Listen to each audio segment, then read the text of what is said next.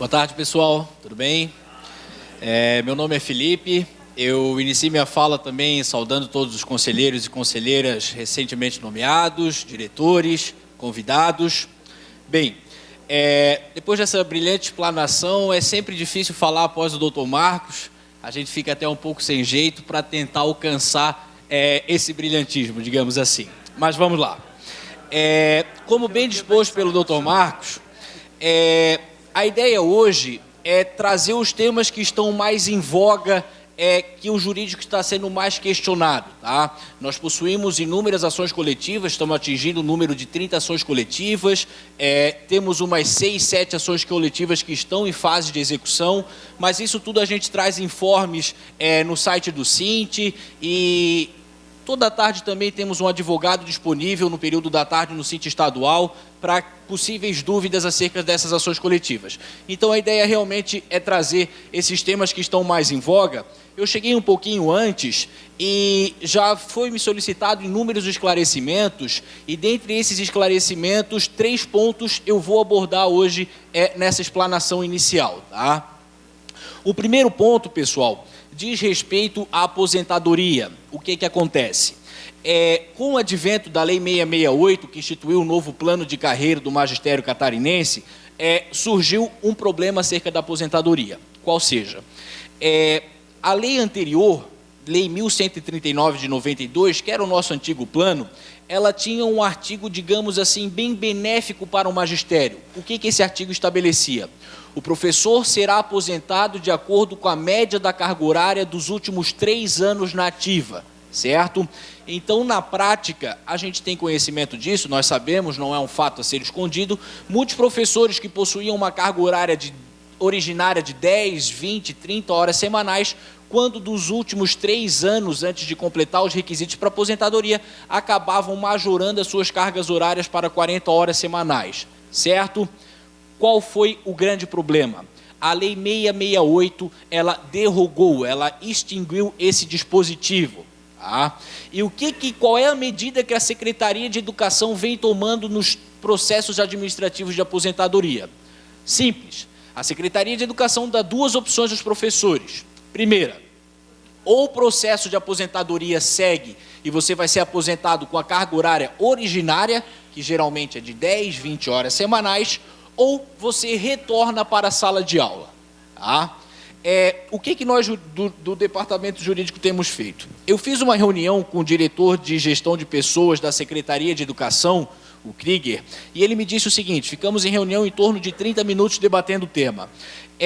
Há um projeto de lei que já saiu da Casa Civil, ele está em estudo no IPREV para restabelecer esse dispositivo, tá? Ao que parece, tudo indica, a Secretaria de Educação vem trabalhando em conjunto, pelo menos nesse sentido, porque eles também estão com inúmeros problemas por conta da extinção desse dispositivo, tá?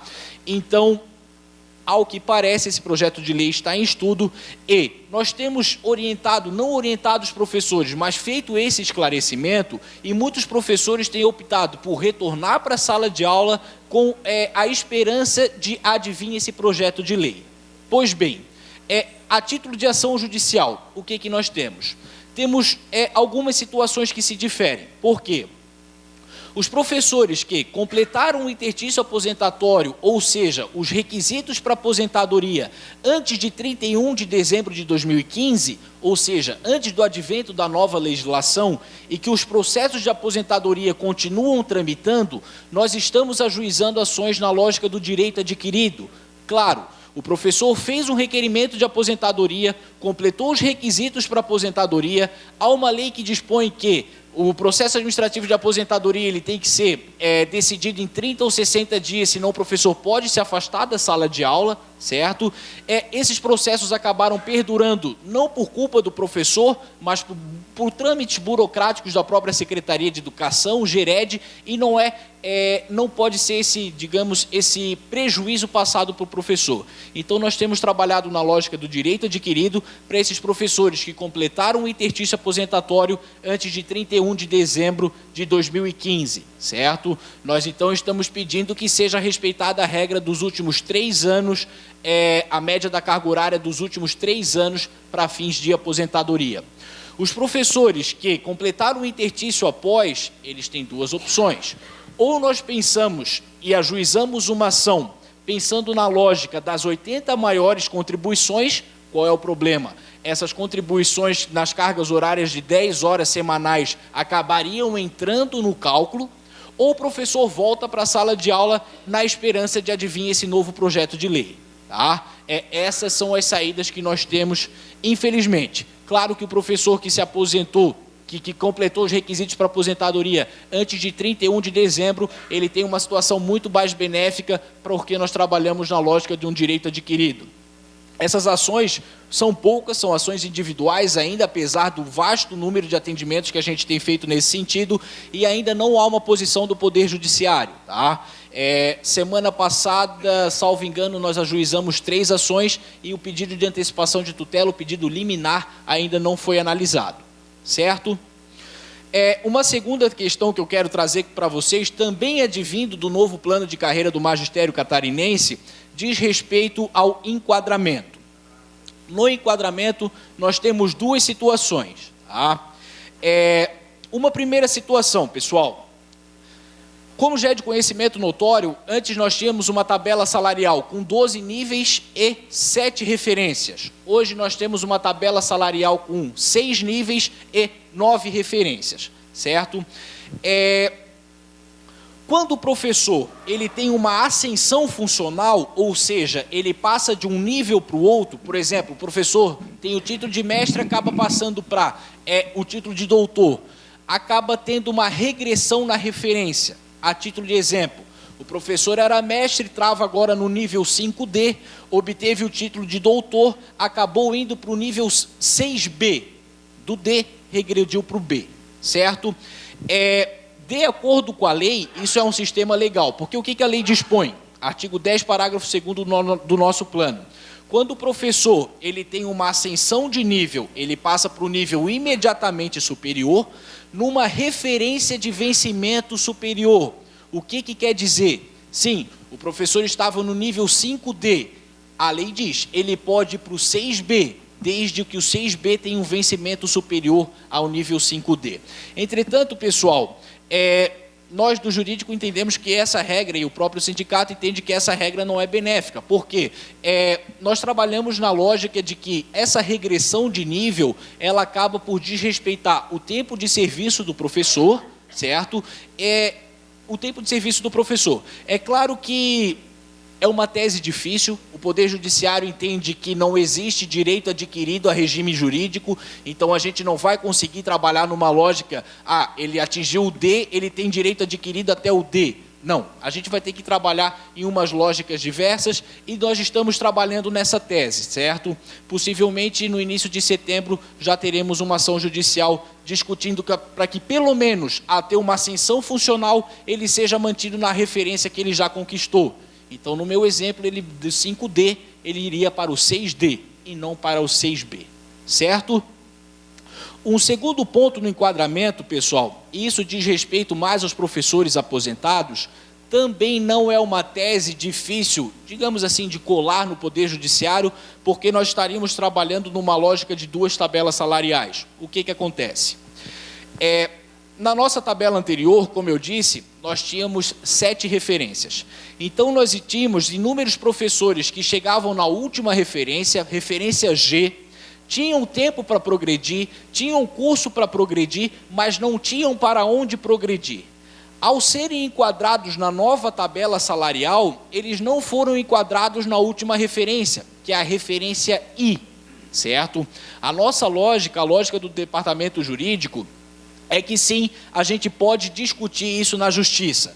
Tá? Então, o que nós fizemos? Nesses seminários que o doutor Marcos se referiu, durante o decorrer desse ano, nós fizemos inúmeros seminários jurídicos, nós sempre orientávamos que os professores que estavam nessa situação fizessem requerimentos administrativos solicitando ou requerendo que eles fossem para a última referência do nível que eles foram enquadrados. Tá? Por óbvio que esses requerimentos administrativos viriam negados. Tá? E foi dito e feito, os requerimentos administrativos vieram negados. Atualmente chegaram 4 documentos no escritório com essa discussão, apesar de quando a gente dava essa palestra nos seminários jurídicos, a gente via inúmeros professores nessa situação. Por enquanto chegaram 4 documentos. Assim que chegarem mais documentos acerca desse tema, nós também estaremos ajuizando uma ação judicial postulando que esses professores sejam enquadrados no último nível da tabela atual. Certo? Geralmente os aposentados, mas os ativos também. Tá? Isso aplica para os professores ativos também.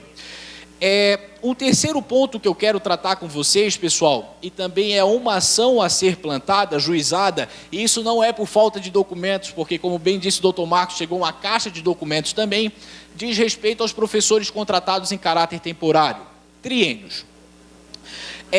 A Lei 16.861, de 2015, ela acabou por revogar a antiga lei dos professores ACTs, a 456 de 2009, certo? O que acontece? Com o advento dessa nova legislação, a Secretaria de Educação, ela simplesmente parou de pagar o triênio dos professores ACTs. Tá? Durante esses seminários, nós também solicitávamos que os professores fizessem requerimentos administrativos de regularização de pagamento, a fim de que fosse restabelecido os triênios dos vencimentos. Todos esses pedidos administrativos foram negados. E agora também, no início do mês de setembro, nós já estaremos ajuizando essa ação, postulando o restabelecimento dos triênios para os professores contratados em caráter temporário. Certo? Uma outra ação recentemente ajuizada, isso diz respeito mais a um segmento específico da categoria, mas nesses 30 minutos que eu cheguei um pouco antes, já me foi questionado. Tá? O que acontece? O Conselho Regional de Educação Física, pessoal, ele vem cobrando dos professores de Educação Física a inscrição no Conselho e vem cobrando os últimos 5 anos das anuidades. Tá? E essa cobrança, pessoal, não é uma simples cobrança administrativa. O Conselho Regional de Educação Física vem fazendo cobranças judiciais e nós temos inúmeros professores que estão com bens penhorados, contas bloqueadas. Certo? O que nós fizemos? Nós angariamos inúmeros documentos e, além de fazer a defesa em processos individuais, nós fizemos uma ação coletiva junto à Justiça Federal. Essa ação coletiva ainda peticionamos hoje as custas iniciais, solicitando pelo menos a suspensão de todas essas cobranças.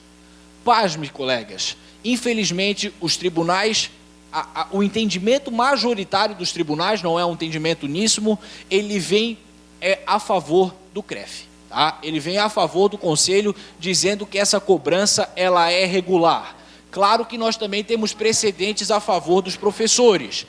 Por isso que nós fizemos essa ação coletiva e sempre nós temos que fazer, além da ação coletiva que nós fizemos, nós estamos fazendo as defesas individuais, porque esses professores recebem a cobrança, vem uma carta já, uma citação, uma intimação para oferecer a defesa em 15 ou 30 dias, sob pena de bloqueio do bens. E tem acontecido, tá, pessoal? Nós temos inúmeros professores, inclusive hoje eu já atendi um professor que está com a conta bloqueada, certo? No site do Sint, pessoal, há um informe do dia 27 de julho, em que a gente traz essa questão e quais os documentos necessários para a gente fazer essas defesas individuais para os professores que estão tendo essa cobrança do CREF, certo? Pois bem, um quinto ponto que eu quero tratar com vocês, pessoal, é acerca de aposentadoria, tá? Eu vou dar uma pincelada geral em aposentadoria, ser um pouco breve, porque recentemente, infelizmente, nós tivemos, não digamos uma derrota judicial, mas o Supremo Tribunal Federal vem se alinhando a um entendimento do Estado de Santa Catarina. O que acontece? Pincelada geral em aposentadoria. Como já é de conhecimento notório, aposentadoria para o professor homem, 55 anos de idade, 30 anos de contribuição. Aposentadoria para a professora mulher, 50 anos de idade e 25 anos de contribuição nas funções do magistério. Pois bem, e o que são funções do magistério? Função do magistério não é só o tempo de serviço prestado em sala de aula, subtende-se que tempo de coordenação, direção e assessoramento pedagógico são computáveis para fins de aposentadoria especial de professor. Tá? Ocorre que a Procuradoria-Geral do Estado, no ano de 2012, fez uma determinação de providências. Foi a primeira determinação de providências que a PGE fez. Nessa determinação de providências, a Procuradoria ela elencou no anexo 1 quais as funções são computáveis para fins de aposentadoria especial de professor, a exemplo de readaptação, inúmeras outras funções, direção de escola, e no anexo 2 elencou as funções que não são computáveis para fins de aposentadoria especial de professor, dentre as quais entrariam responsável por secretaria de escola, auxiliar de serviços administrativos, secretário de escola, secretário de primeiro grau, secretário de segundo grau. Nós obtivemos êxito aqui no primeiro grau de jurisdição, através do juiz Hélio do Vale Pereira, asseverando que todas essas funções são computáveis para fins de aposentadoria especial de professor. Entretanto, a PGE, a Procuradoria do Estado, ela recorreu direto para o Supremo Tribunal Federal e obteve êxito no sentido de que as funções constantes no anexo 2 dessa determinação de providências não são computáveis para fins de aposentadoria especial de professor. Então, o quadro que nós temos hoje, pessoal, de dificílima, assim, reforma, é que as funções de responsável por secretaria de escola, secretário de escola, auxiliar de serviços administrativos, secretário de primeiro grau, secretário de segundo grau, elas não contam para fins de aposentadoria especial de professor. Claro que a gente vem fazendo uma longa defesa, dizendo que sim, são funções de coordenação, direção e de assessoramento pedagógico. Fizemos conversa com os ministros do Supremo Tribunal Federal, no entanto, eles vêm mantendo esse entendimento. Certo? Pessoal, são essas considerações iniciais que eu gostaria de trazer para vocês.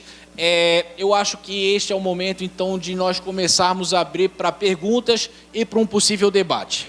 Muito obrigado.